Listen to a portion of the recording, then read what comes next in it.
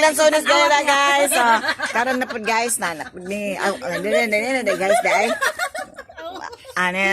Happy kay sila. Dili man das sa duko, dili das sa unsang pila ka klase sa lansones?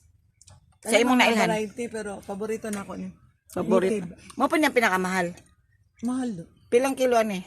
30 comprada lang. Mo ba? Pero kung may pa logo mo yung mong gikuan. Giyak. Nakuag ba? May pa logo yung mong giap kay lahi ang yang i-advertise. Logo gani naman katawag. Bayan sa logos. Asa mulig na din eh. Di na maapas og kaon ba? Di na makuha, nahulog na lang oh, tanawa oh. Nahulog. Nahulog na lang oh. Nobody eats these fruits. Oh.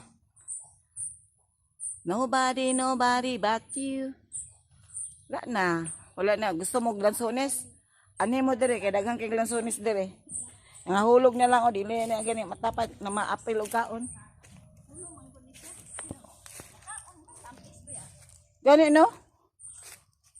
Na gusto mo lansones ani mo dire kay panghatag na ning lansones dire tungod sa kadaghan.